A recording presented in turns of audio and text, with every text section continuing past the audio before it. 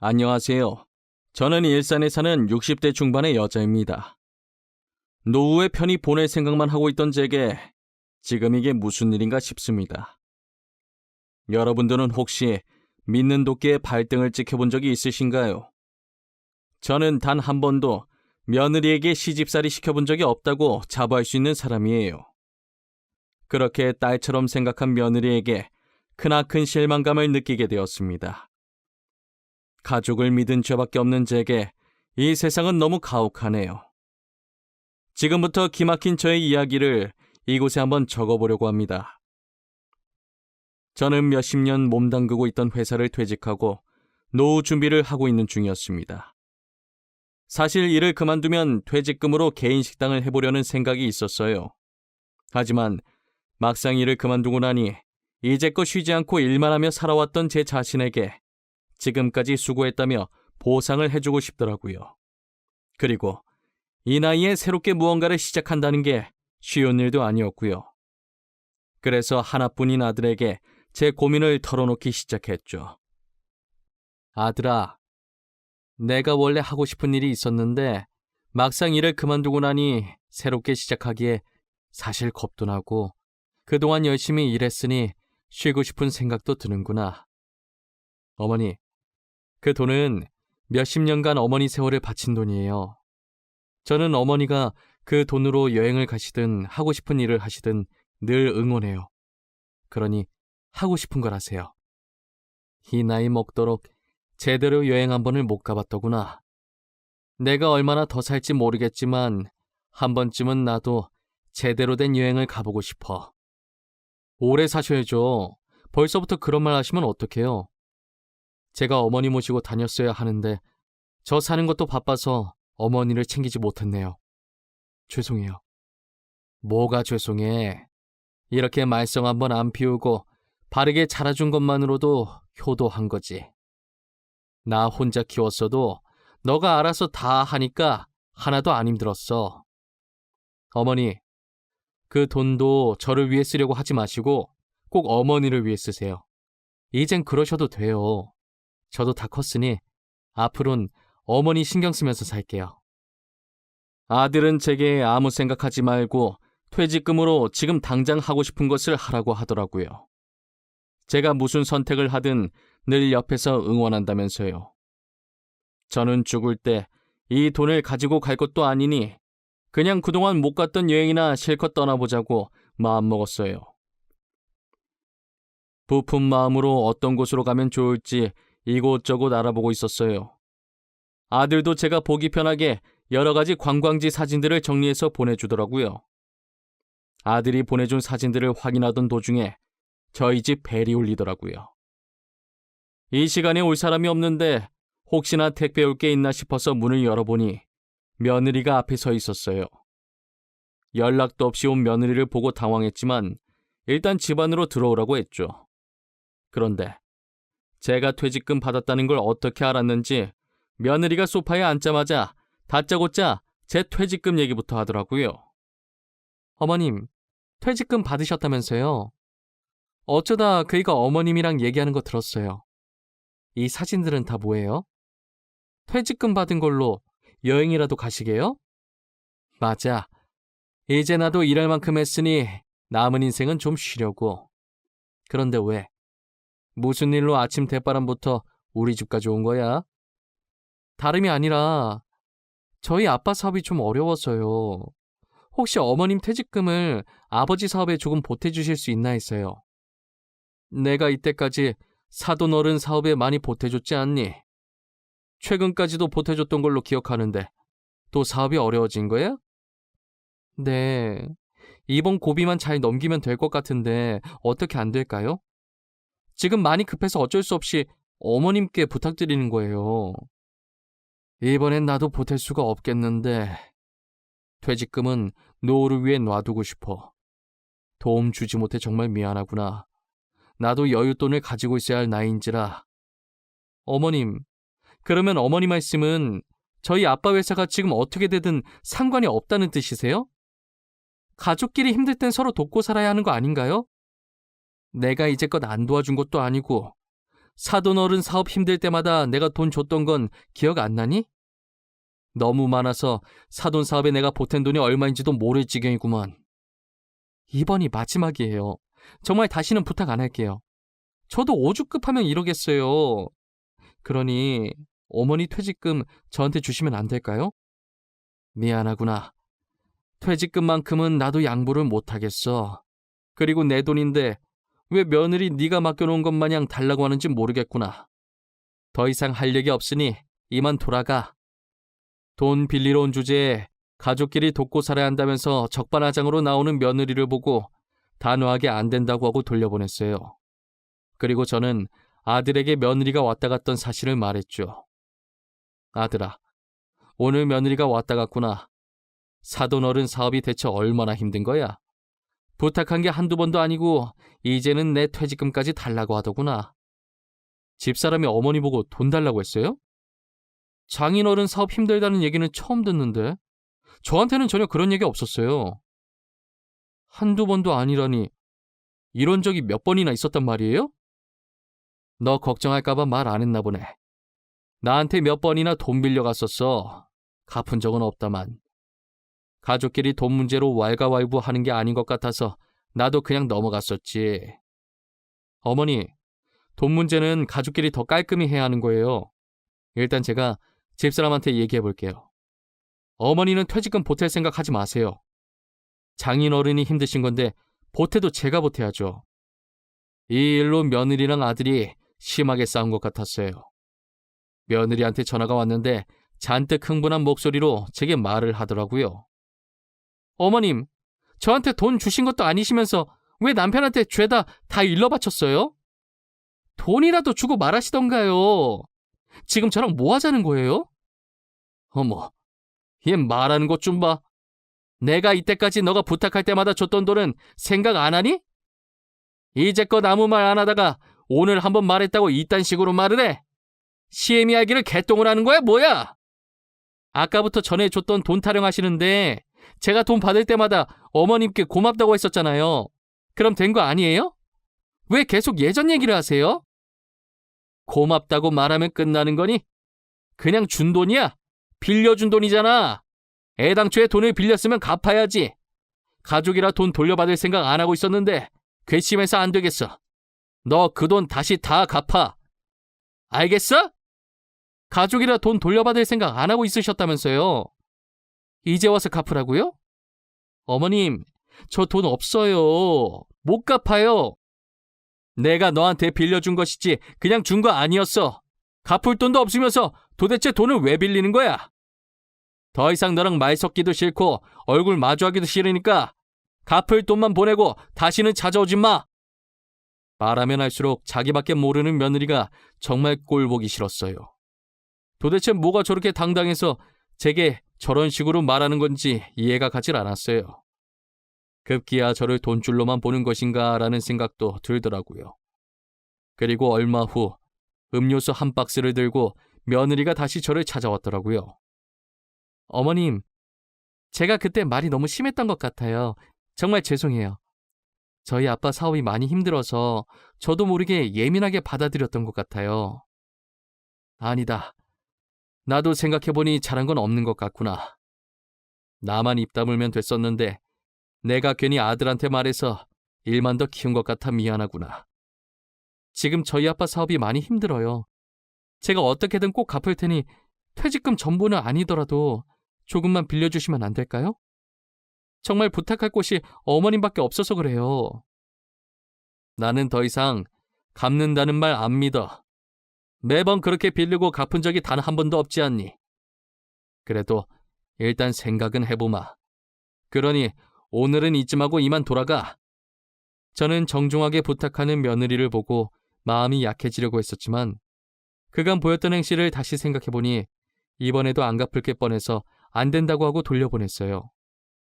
며느리가 간 지 2시간 정도 지났을까 아들이 제게 전화를 했더라고요.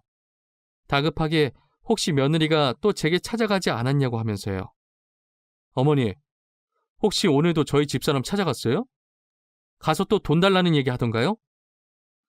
저희 싸울까봐 걱정돼서 숨기지 말고 괜찮으니까 저한테 솔직하게 다 말씀해 주세요. 그게 아까 아침에 찾아오긴 했어. 음료수 한 박스 들고 죄송하다고 사과하더라고. 사돈 사업 때문에 걱정이 돼서 그런 건지 살도 좀 빠진 것 같고. 혹시나 하는 말인데 다음에도 저희 집사람 돈 얘기 꺼내면 절대 빌려주지 마세요. 알겠죠? 다른 데 투자해서 돈 없다고 대충 거짓말하고 돌려보내세요. 도대체 무슨 일이야? 나한테 설명을 해줘야 나도 거짓말을 하든 말든 하지. 무턱대고 거짓말하기엔 좀 그렇지 않니? 아니 그게 집사람이 하도 어머니를 찾아가길래 제가 장인어른께 전화를 드렸었거든요. 사업이 얼마나 힘드신 거냐고 집사람이 지금 계속 어머니한테 찾아가서 돈을 빌린다고요. 사돈 어른이 뭐라고 하시던 진짜 사업이 많이 힘드시대? 도대체 얼마나 힘드시다니? 아니요. 정 힘들면 제가 조금 보태드린다고 말하니까 저보고 지금 무슨 소리 하냐고 하시던데요? 장인어른 사업 괜찮대요. 이제껏 휘청인 적이 없으셨대요. 잠시만. 그러면 그동안 며느라기가 빌려간 돈은 뭐냐? 지금까지 나한테 거짓말 치고 돈을 가져갔다는 말이야? 도대체 내 돈이 다 어디로 간 거야? 제가 이때까지 집사람이 어머니께 돈 빌린 거 말씀드리니 장인어른은 전혀 모르시는 눈치였어요. 오히려 자기 딸이 돈을 빌렸냐고 저한테 되물으시던데요? 일 커질까봐 제가 잘못한 것 같다고 둘러댔어요. 아들이 직접 알아보니 사돈 사업은 전혀 문제가 없었더라고요. 혹시나 마음 약한 째가 또 며느리에게 속고 돈을 빌려줬을까봐 노심초사한 것이죠. 그래서 아들이 사돈 어른이랑 전화를 끝마치자마자 바로 제게 전화를 한 것이에요. 저는 지금까지 며느리가 가져갔던 제 돈의 행방이 제일 궁금했어요. 그동안 며느리는 사돈 사업 핑계대고 제 돈을 빼돌려서 본인 사치하는 데 썼더라고요. 모든 사실을 알게 된 저는 곧바로 며느리를 저희 집으로 오라고 했어요. 그동안 내가 사돈 사업에 보태라고 줬던 돈들 다 어디다 갖다 썼니? 험한 꼴 보기 전에 사실대로 말하는 게 좋을 거야. 어머님, 갑자기 무슨 말씀이세요? 당연히 저희 아빠 사업에 보태드렸죠. 제가 사업 때문에 빌린 돈을 감히 어디다 쓰겠어요? 역시 사실대로 말 안 할 줄 알았어. 사돈 사업이 휘청이기는커녕 이때까지 내 돈 받아가서 너가 사치하는 데 썼다며? 아니, 그걸 어떻게... 어머님, 며느리가 돈 좀 쓸 수도 있지. 가족끼리 진짜 왜 그러세요? 그냥 딸 같은 며느리 용돈 주셨다고 생각하시면 안 되는 거예요? 너가 그냥 돈 달라고 한 게 아니잖아. 그리고 잘못은 지가 해놓고 어디서 큰 소리야? 정말 다시는 너를 보고 싶지 않구나. 앞으로 어떤 이유에서든 우리 집에 올 생각하지 말거라. 제가 다 알고 있다고 하자 처음엔 당황해하는 것 같더니 이내 다시 표정을 바꾸고 그럴 수도 있는 거 아니냐며 달려드는데 정말 온몸에 소름이 끼치더라고요. 저는 100번 이해해서 그래도 가족이니까 그냥 용돈 줬다는 셈치고 넘어가려고 했어요. 며칠 뒤 아들에게 전화 오기까지만 해도 돈을 받지 않겠다던 제 생각에는 변함이 없었죠. 아들은 며느리가 제게 거짓말해서 돈을 받고 그 돈으로 사치하는 데 썼다는 걸 알아낸 후부터 어딘가 좋지 않은 느낌을 받았다는 거예요. 그래서 어디에 썼는지 알아보기 시작했고 며느리 카드 거래 내역을 보다가 다른 남자와 바람을 피고 있는 중이라는 사실을 알게 된 것이죠. 아들은 그런 며느리에게 오만정이 다 떨어지고 머리끝까지 분노했더라고요. 저도 배신감에 화가 나긴 마찬가지였어요. 아들은 한 달간 며느리를 몰래 쫓아다니며 증거들을 모으기 시작했고 어느 정도 모은 증거 자료를 가지고 이혼 소송과 상간남 소송을 걸었어요. 저는 며느리가 바람을 폈다는 말을 듣고 제 돈이 모조리 며느리의 상간남에게 들어갔다는 생각에 이대로 둬서는 안 되겠다고 제 돈을 되찾아야겠다는 생각이 들었어요. 제 남편이 병으로 세상을 떠나기 전까지만 해도 변호사였거든요. 남편은 제게 모든 일에 증거를 남겨야 한다고 그래야 손해보며 살지 않는다고 신신당부를 해서 늘 누군가를 만나게 되면 녹음하는 버릇이 생겼었어요. 그 덕분에 며느리가 이때까지 제게 돈 부탁을 할 때마다 녹음이 다 되어 있었죠. 최근에 사돈 사업 핑계로 제 돈을 빼돌린 것을 인정한 부분들까지도요. 그동안 저와 며느리가 나눈 대화들이 들어있는 녹음본과 아들이 준 며느리 카드 거래 내역서를 들고 사기죄로 고소를 했습니다. 아들은 이용소송 걸었다며 며느리 보고 당장 집에서 나가라고 했대요. 하지만 며느리는 아들이 자신의 불륜 사실을 모르는 줄 알고 있었고 괜히 이번 일로 겁주는 건 줄 알고 나가라는 아들 말에 나가려고 하지 않았대요. 그래서 아들이 짐을 싸서 저희 집에 와 있었어요. 드디어 고소장을 받은 것인지 며느리가 저와 아들에게 고소 취하해달라고 빌기 시작하더라고요. 어머님, 오빠, 내가 잘못했어. 나 그 사람이랑 정리했어. 다시는 안 그럴게. 어머님, 돈도 제가 어떻게든 꼭 갚을게요. 그러니까 제발 고소만 취하해주세요. 내가 분명 다시는 우리 집 찾아오지 말라고 했을 텐데 내 말이 말 같지 않은 거니? 당장 내 돈 내놓을 거 아니면 절대 취하 못하니까 그런 줄 알아. 오빠, 그럼 이혼 소송만이라도 취하해줘. 나 바람 피운 거 우리 아빠가 알면 안 돼. 그러니까 제발 사람 한 명 살리는 셈 치고 한 번만 봐줘.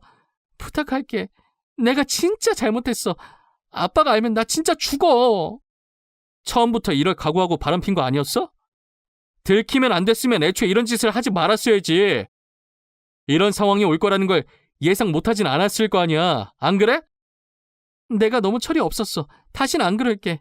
절대 딴 생각 안 할게. 어머님한테 돈 달라고도 안 할게. 아니면 차라리 합의 이혼해주면 안 될까? 그러면 오빠가 시키는 대로 다 할게. 어? 미안한데 누구조차고 합의 이혼을 넙죽해줘. 내가 지금 이혼이 목적이라고 생각해? 어떤 선택을 하든 내가 손해인데 네 말을 왜 들어? 나는 이제 네가 어떻게 되든 전혀 상관이 없어. 결국 아들과 저는 소송을 취하지 않았고 며느리는 친정에서도 쫓겨났어요. 하필 만난 남자도 유부남이었는지 상간녀 소송까지 더해졌고 자기 가정에 이어 남의 가정까지 파탄냈다고 며느리를 더 이상 딸로 받아주지 않겠다고 했대요. 얼굴 한번 본 적 없는 안사돈이 바람을 펴서 그 남자와 도망가는 바람에 사돈 어른이 혼자가 되었는데 그래서 그런지 다른 건 다 참아도 불륜은 절대 참아줄 수 없다고 했다더라고요. 이제서야 며느리가 왜 그렇게 아들한테 합의 이혼하자고 빌었는지 그 이유를 알겠더라고요. 사돈 어른은 재산 상속도 며느리를 빼고 진행한다고 했다더라고요. 그리고 딸 잘못 키워서 미안하다며 재산의 일부를 아들에게 줬습니다. 저 또한 그동안 자신의 못난 딸 때문에 마음고생 많이 하셨다면서 아들을 통해서 일부를 주셨어요. 솔직히 이 돈으로 마음의 상처가 완전히 치유되는 것은 아니었지만 그래도 제가 받아줘야 사돈어른 마음이 조금이나마 편해지실 것 같아서 받기로 했어요. 며느리는 온갖 위자료를 물게 되어 지금은 빚더미에 쌓인 상태가 되었습니다. 사돈어른은 더 이상 딸이 아니라고 하면서 해결해줄 마음이 전혀 없어 보였어요. 갈 곳 없는 처지인 며느리는 계속 사돈어른과 제 집을 반복해서 방문하여 잘못했다고 받아달라고 빌고 있습니다. 친아버지에게 버림받은 마당에 저희도 받아줄 마음이 전혀 없네요. 저도 제 돈만 빼돌렸으면 그냥 용돈 줬다는 셈치고 넘어갔을 텐데 불륜은 남의 눈에 피눈물 나게 하는 행위라 절대 용서할 수 없었어요.